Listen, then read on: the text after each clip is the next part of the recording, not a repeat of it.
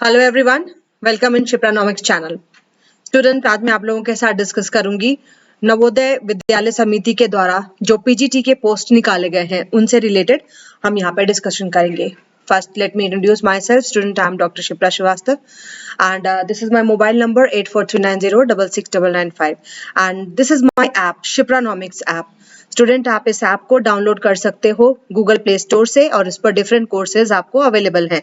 और साथ ही साथ आज मैंने एनवीएस नवोदय विद्यालय समिति के द्वारा जो सिलेबस पब्लिश किया गया है इकोनॉमिक्स का, उसको मैंने इस पे पब्लिश कर दिया है। चलिए, नवोदय विद्यालय समिति के द्वारा जो डिफरेंट पोस्ट निकाले गए हैं, खासकर पोस्ट ग्रेजुएट टीचर्स के, और बहुत सारे फॉर्म्स इसके अंतर्गत आ रहे हैं, लेकिन जो हमारे लिए कंसर्न है वो है पीजीटीज का, और इसके लिए इकोनॉमिक्स का सिलेबस भी जारी किया गया है जिसको मैं आगे डिस्कस करूंगी। सबसे पहले देखो, रजिस्ट्रेशन इसकी ओपन हो चुकी है 2 जुलाई से। टुडे इज 4 जुलाई, तो रजिस्ट्रेशन ऑलरेडी इसकी ओपन हो चुकी है। This is 2 July.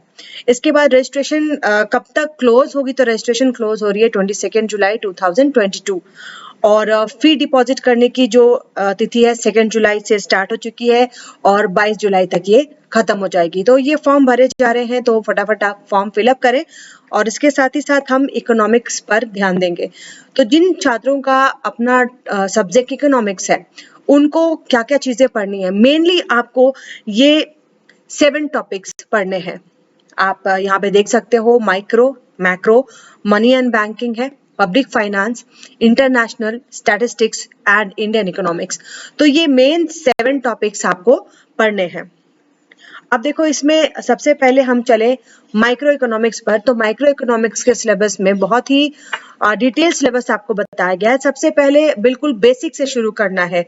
What is the central problem of economy, केंद्रीय समस्या है क्या, इकोनॉमिक्स हम क्यों पढ़ते हैं। उसके बाद प्रोडक्शन पॉसिबिलिटी कर्व क्या होता है, अपॉर्चुनिटी कॉस्ट क्या होता है, ये सारी चीजें इसमें डिस्कस करनी है। तो बहुत ही बेसिक से इसको शुरू किया गया है।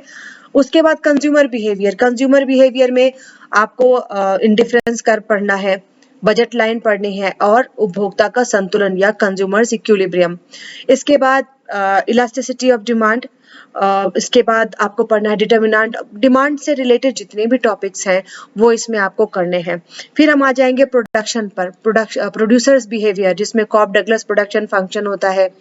ठीक है, मेन इसमें आपको सप्लाई क्या है, मार्केट सप्लाई क्या है, इलास्टिसिटी ऑफ सप्लाई क्या है।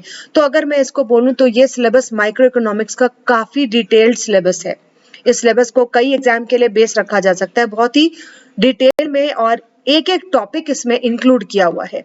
इसके बाद आ जाता है फॉर्म्स ऑफ मार्केट, जिसमें meaning and feature of market, price determination under perfect competition, monopoly. Imperfect competition में देखो यहाँ पर डिटेल नहीं दिया गया है, लेकिन इम्परफेक्ट कंपटीशन में जितने भी मार्केट्स आते हैं वो सभी यहाँ पर आपको पढ़ना है। तो माइक्रो इकोनॉमिक्स का काफी, मैं कहूंगी, डिटेल सिलेबस है। केवल वेलफेयर इकोनॉमिक्स इसमें नहीं है। अब जब नहीं है तो उसको नहीं करना, ठीक है। एंड एक चीज और, इसमें वितरण का सिद्धांत जो है उसको भी इंक्लूड नहीं किया गया है, जिसको हम कहते हैं डिस्ट्रीब्यूशन। डिस्ट्रीब्यूशन का चैप्टर इसमें ऐड नहीं किया गया है। तो मीन आपको डिमांड से स्टार्ट करना है, आपको सप्लाई पढ़नी है, consumer behave, consumer equilibrium, producers equilibrium, cost curve तो पक्का पढ़ लीजिएगा। बिना कॉस्ट कर्व पढ़े हुए आप आगे बढ़ ही नहीं सकते, क्योंकि मार्केट में वही कॉस्ट कर्व काम आते हैं। तो यहाँ पर इसको हम 4 सेगमेंट में बांट करके पढ़ सकते हैं, और इसके लिए मैं बुक हमेशा रेकमेंड करती हूँ। HL आहूजा की जो बुक है वो काफी अच्छी बुक है, और इसका हिंदी PDF मैं आप लोगों में से बहुत सारे स्टूडेंट को प्रोवाइड करा चुकी हूँ। अब देखो, मैक्रो इकोनॉमिक्स की बात करें तो मैक्रो इकोनॉमिक्स का भी सिलेबस इसमें काफी डिटेल में दिया गया है। National income and aggregates, national income and aggregates के लिए आप कोई भी 10+2 की बुक ले लेना, क्योंकि इसमें आपको काफी डिटेल में GDP क्या है, GNP क्या है, NNP क्या है, NDP क्या है। तो इससे रिलेटेड शायद आपको मैथ पूछे जा सकते हैं, क्योंकि इतना डिटेल अगर आपको दिया हुआ है कि ग्रॉस डोमेस्टिक प्रोडक्ट क्या है, ग्रॉस नेशनल प्रोडक्ट क्या है, नेट नेशनल प्रोडक्ट क्या है, कन्वर्ट कैसे करते हैं, तो इसमें आपको मैथ पूछे जा सकते हैं। मैथ मतलब इसका इक्वेशन पूछा जा सकता है। तो इसको करने के लिए आप 10+2 की कोई भी बुक उठा सकते हैं, जिसमें काफी डिटेल में ये दिया हुआ रहता है।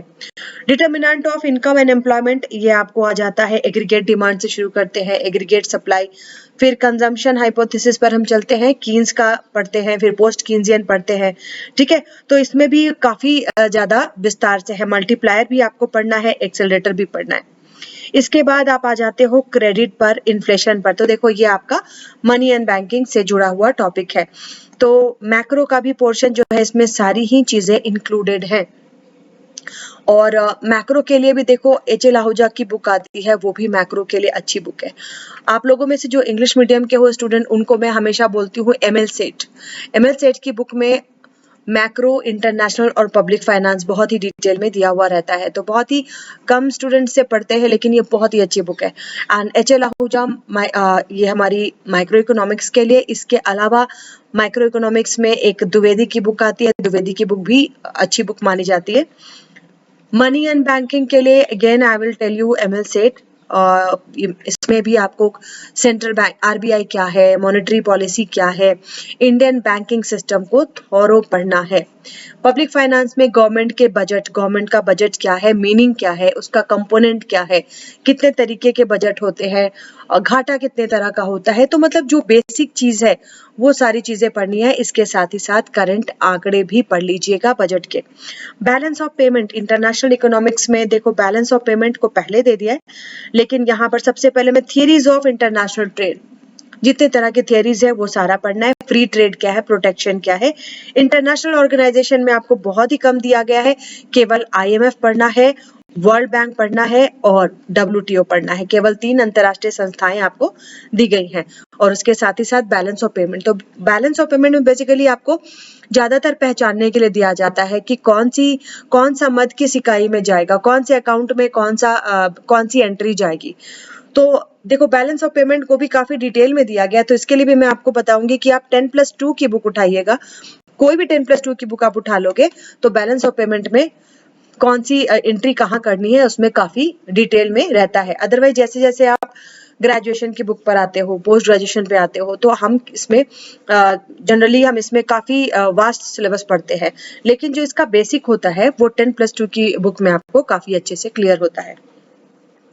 स्टैटिस्टिक्स पर हम आ जाएं तो स्टैटिस्टिक्स में आपको सेंट्रल टेंडेंसी पहले पढ़नी है, मतलब मीन मीडियन मोड पढ़ना है। उसके बाद डेविएशन पढ़ना है।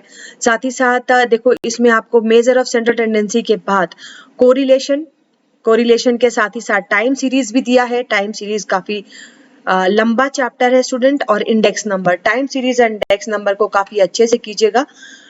देखने में काफी सिंपल चैप्टर लगते हैं, लेकिन इसमें टाइम सीरीज और इंडेक्स नंबर में फॉर्मूलाज बहुत पूछे जाते हैं।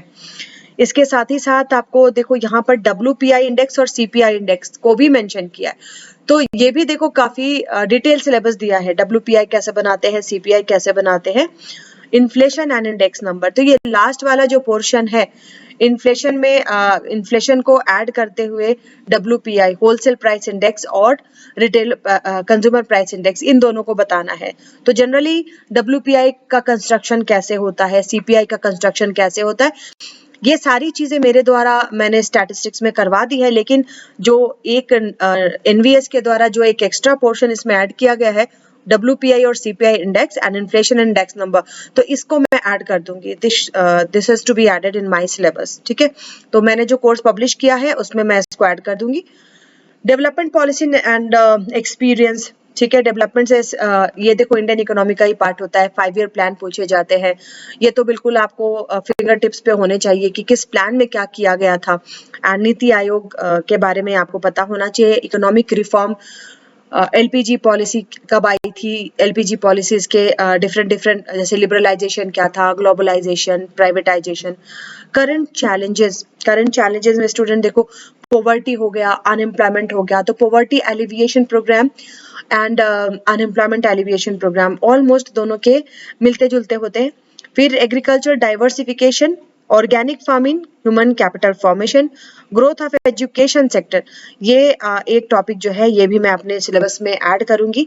तो NVS का सिलेबस थोड़ा सा अलग है, तो 1-2 टॉपिक जहां मैं स्टार बना दे रही हूँ, ये दोनों टॉपिक मैं अपने सिलेबस में और भी ऐड करूंगी। एंड ये जो एक नया चैप्टर है, development experience of India, a comparison with neighbours, बहुत ही यूनिक चैप्टर है कि पाकिस्तान, इंडिया और चाइना तीनों का कंपैरिजन करना है कि तीनों का ग्रोथ कैसा है, पॉपुलेशन कैसा है, सेक्टोरल डेवलपमेंट कैसा है। तो ये 3 टॉपिक मैंने अभी ऐड नहीं किए हैं, तो इसको मैं ऐड तुरंत करने वाली हूँ।